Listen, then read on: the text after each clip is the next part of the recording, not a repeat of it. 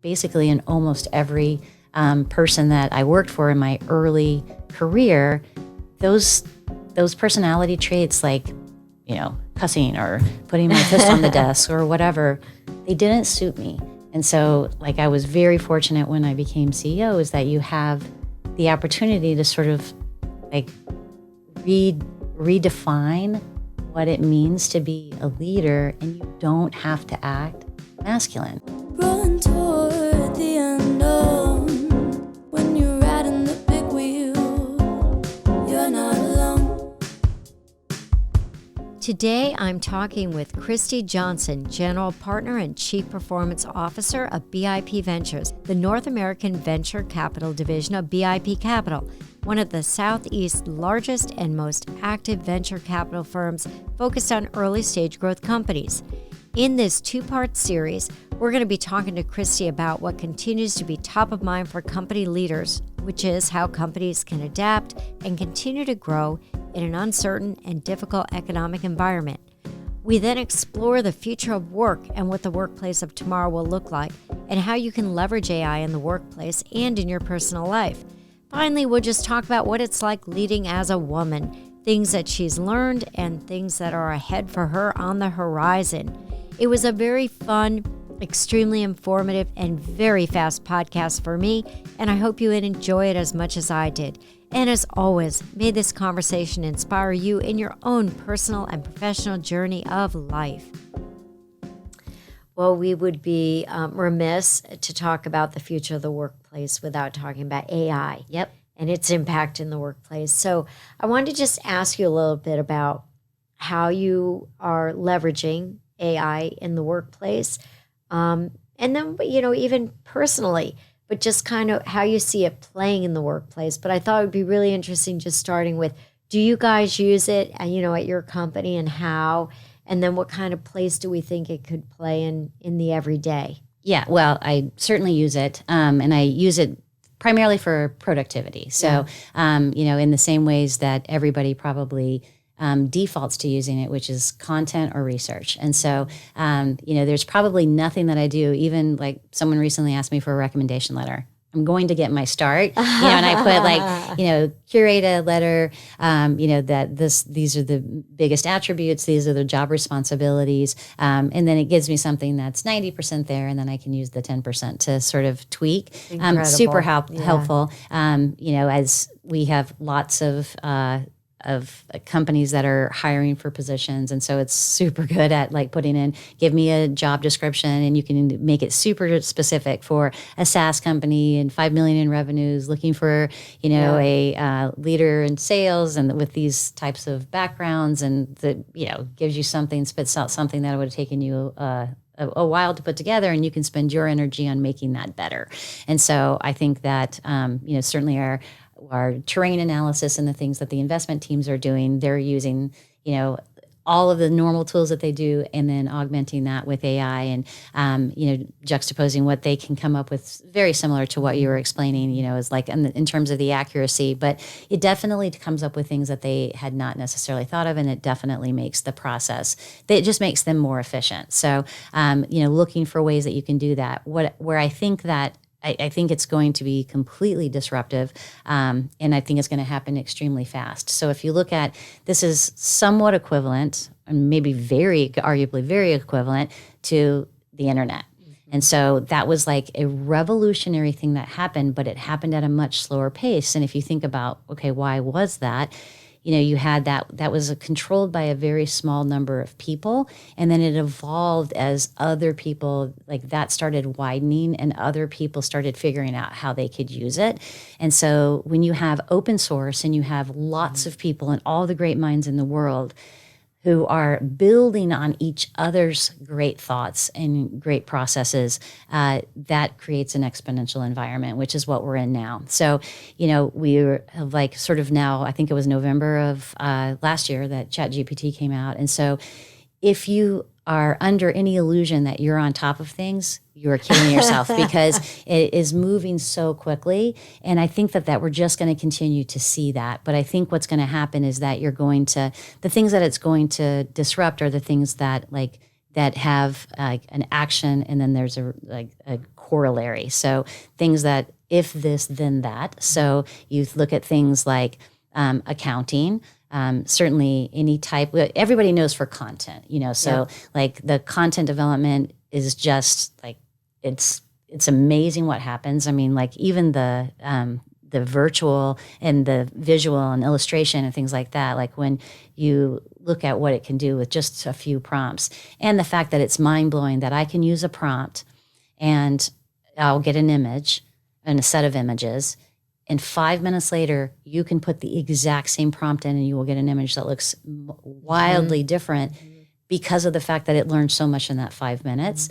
And so that, like, to think that this is a unique thing that just existed. So like where all this goes, who knows? But, like accounting is very predictable. And so it's like programmable. And so you already know it's going to disrupt programming and engineering. It's already going to, there's going to be financial things that can be completely automated in a way, and then outliers, highlighted very easily in ways that, it took somebody to I'm studying this P&L. You don't have to, because it's going to prompt you for all the things, and it's going to give you a list of suggestions on the ways that, like the efficiency question that we were having, it's going to say, this is the places that you need to look for efficiencies. And so things like, and you'll never take the human element out of it. It's just going to make those people that much more efficient.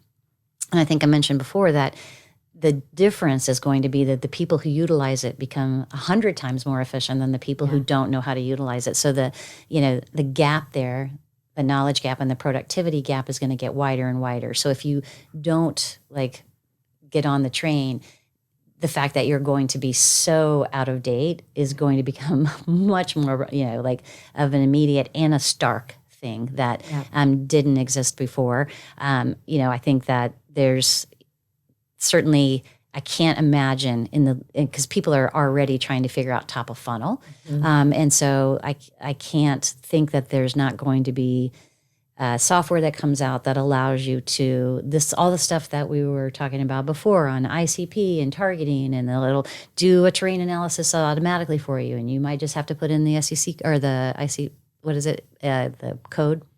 The SIC the SIC code, yeah. So, it'll just spit these things out, and it's going to go and do things that we as humans have pulled together, and this might take us weeks, months, whatever.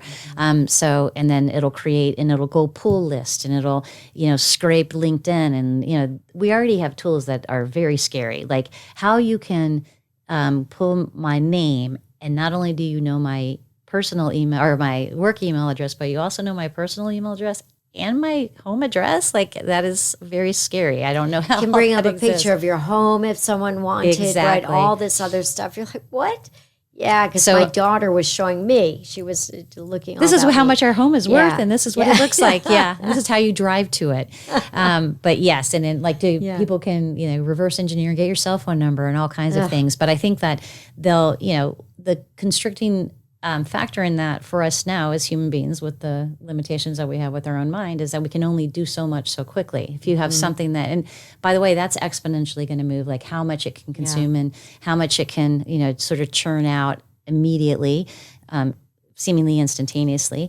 And so that, clearly is going to, as an entire, world, create a lot more efficiencies in the things that people are doing. So yes, jobs will change. Some will be archaic and go away, and some will be new. And I would, if I was coming out of school right now, would get really, really well versed at prompt building. But who knows that we can probably, they already have ways that it's automating its own prompts. So, those might just be, that's necessary for a very short period of time until technology figures out a solution for that. So I do think that it's not without merit to say oh, how can they use this for, evil as opposed for good? Because when we think about it, we're only thinking about the ways in which it can enhance and make mankind better. I do think, you can certainly watch lots of documentaries that will scare you.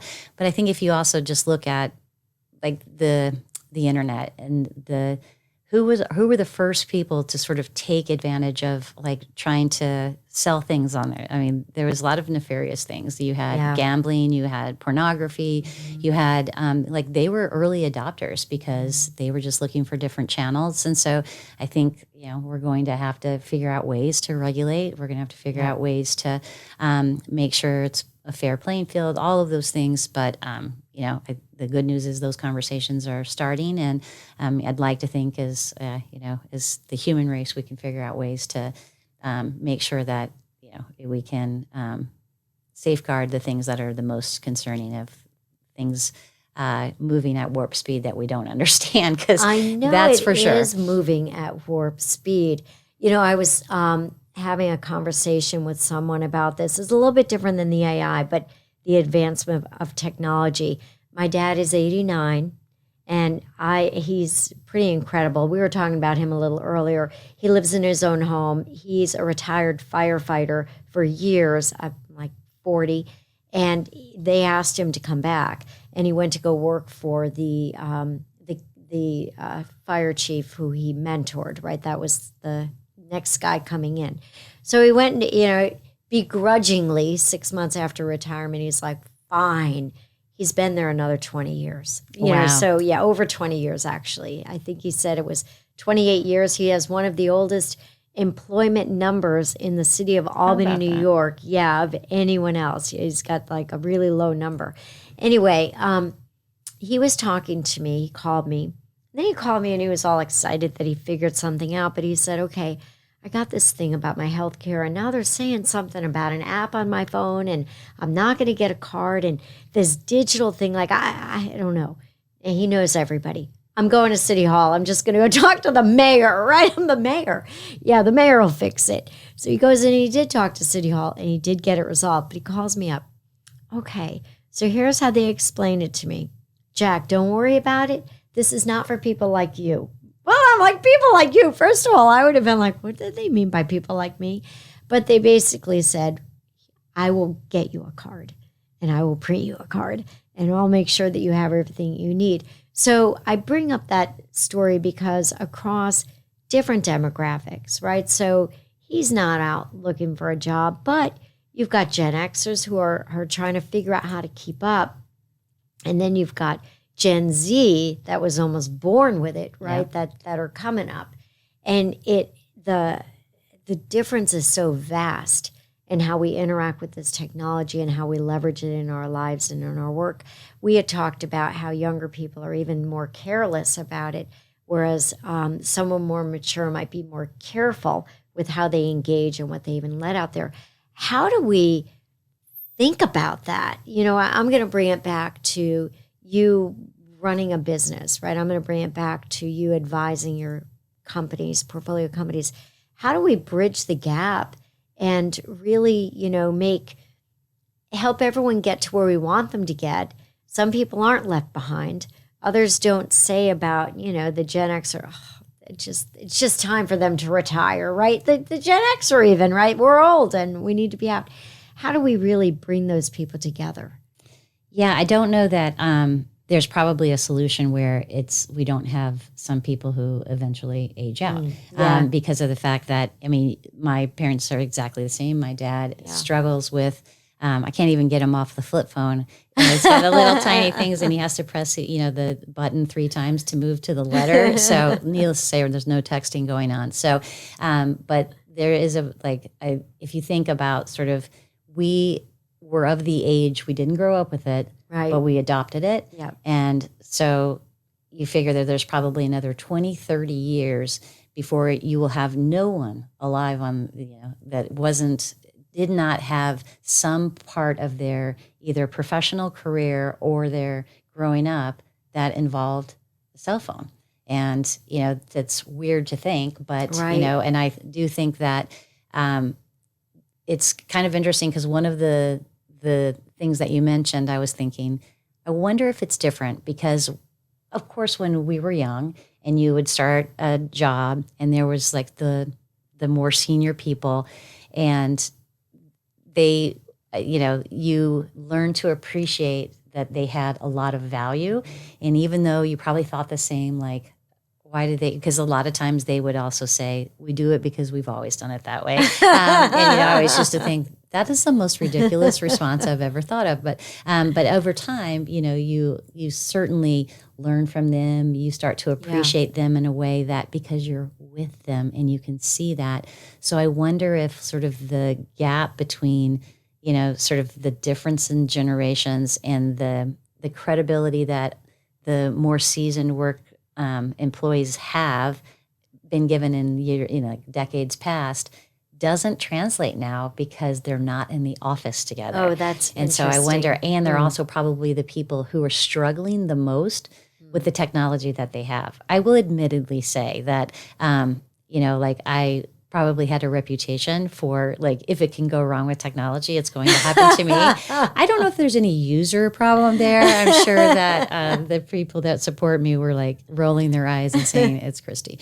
But I do think that, there's a certain amount of command that the younger generation probably has that I don't possess. But I will say that, I like to think that I'm very much an early adopter to anything that will help me do what I try to do better. And so I think that, I wonder, as you were posing that question, if because we're in a remote environment, if the difficulties that we may have in terms of being quick on the uptake on some of the technology that's being used, as well as that you don't get to sort of shine in terms of the experience set that you've had, whether that causes a greater gap in sort of I don't know how else to say it, but sort of the reverence that we had for those that came before us. It's probably different now. Something for leaders to keep in mind anyway. Yes, for sure. So you agreed to be on Riding the Big Wheel. And so as a result, I asked you if you would think about sharing with us a big wheel moment for you. And, I like to think about a big wheel moment as just an aha, an epiphany. It might not have been life-changing. It might have been. So is there a big wheel moment that you could share with us today? Sure. And I mean, probably there's a lot, but I think where I had an aha moment that felt rewarding, but also felt like this is a massive learning for me that I did not necessarily understand and wouldn't have if I hadn't gone through the experience. And I don't know if anybody else has used this, but COVID for me, as a leader, when we moved, we had, and I'm sure other people have similar stories, but this was just very acute for us. So within right before we had to leave the office, our largest customer told us that they were not going to be renewing because they had gotten hit with budget cuts, that they had to get $3 million into the budget. And it was all sort of related to COVID because it was a utility company. And so their world had changed because they were in a situation where they were told that they couldn't cut off residential power. Well, that was their only leverage for getting paid for people who weren't paying them. And then the commercial power consumption went away overnight. So they were sitting at a very different economic situation. So we lost that one. And then we had another that was a clothing manufacturer, but almost all of their clothing footwear was being manufactured in China. Well, we were supposed to get on a kickoff call for the next year. We have strategic planning software. It was a strategy kickoff. And we came to that call and they told us that basically the entire company was essentially being shut down, but that their whole strategy department had been shuttered. And so we lost our first and second customers within 27 days of each other. So I wasn't entirely sure we were going to make it through. And we had a lot of headwinds. We also had a lot of businesses that were hospitals. And so I naively thought, wow, we are at least a lot of our revenues with hospitals. If anybody's going to be making money, it's going to be hospitals. Well, that was not the truth because I had didn't really recognize that, their business model, they make most of their money off of elective surgery. Well, guess what wasn't happening? You weren't having plastic surgery or things that were not had to take place, and outpatient stuff and all that sort of came to a halt. So it was also, they had all these, we were working with strategy departments. And so most hospitals have 1 year, 3 year, 5 year, 10-year plans. And so they put a lot on strategic planning. And so all of those people were being reappointed. Like, okay, so go find gloves and go find nurses and go find. So it was all hands on deck for almost every single hospital. So, like here was our main, concentration of customers that were being impacted in such an extreme way. So we were having a churn problem, and I literally in March, April, May of 2020, I was not sure that we were going to be able to get through. So for me as a leader, I had most of, I was always sort of the cheerleader, which you have to be, but it was always about sort of the business and let's focus on our customers. And it was always, my engagement with everybody was less about sort of what was personally happening to them. So then it became, okay, your number one goal has nothing to do with, quasi, but not really. It doesn't have to do with growth. You have a responsibility to everybody on this team. But not only did I have a responsibility, everybody did. So I completely shifted to saying, okay, on this Zoom call, look to the square to your left and your right, and we have an obligation to each other to get everybody on this call to the other side. And so that means we have to go to the mat for every customer. We have to bind together. We have to not only keep focus on our customers, but on each other. And so if you have a colleague that doesn't sound right, if you have a colleague that needs something really flexible because they have children at home that are on Zoom and they're in elementary school, so they have to have different working hours. If somebody doesn't sound right, ask them how they're doing. And we started doing I think we called it Wellness Wednesday. And so I'd send out water bottles, and we would all get together and talk about the importance of hydration, or essential oil and breathing techniques, and we would all practice it. And then we would have other people. So everybody knew that, and then openly talking about it, this is unprecedented. We don't know what to expect. But as a business, we can only control what we can control. So we got to give it everything that we've got, but it's not because we have some, objective of growth that we're trying to hit this year. It's because we want to make sure that everybody that came into this year with us, we get to the other side. And so we owe it to each other. And that takes on two forms. That takes on the health of the business, so that we don't have to, have a riff or let people go. So that's one dimension of it. The other is checking in with each other and supporting them in a way that is meaningful. Because we are each other's extension of a family, because a lot of people don't have their family with them in the ways that they've been able to engage with them before. So we have to take on that role. So for me, it was a very deliberate but different mindset that I had never had to been forced to before. And I am very proud to say we all made it to the other side, and we actually came out way stronger on the other end. But it was funny because I hadn't, you always hear it's all about the employees, and I thought before that I had that mindset, but I had the mindset that actually meant getting the right person in the right job, supporting them at their professional development, making sure they felt fulfilled, which are very important components of it. But there was a human piece of that was missing. And I felt like it really bound us together in a way that was really, really strong. And so when we started having the lots of people, that was the great resignation, you started having, and when we came out of it, people started having these massive salaries and everything thrown in front of them. We lost only a few. And it was only because there was no way that we would not say, you have to take this up for, your family and, your own professional development. But most people stayed, and, it was such a strong culture, and it's remained that way. But I'm not sure if we hadn't gone through COVID together, if it would have been that way, or if we would have not focused so much on and I'm going to say mental health, but just the overall health of each other, as well as the health of the business. And so that was kind of an aha moment for me. Not only did I feel like that was we were able to do that, and that was an accomplishment, but I also feel like it taught me, things that I didn't have complete recognition of, that I think made me better. And so I think that would be my big wheel moment. That's a great thing for people to hear and to listen to.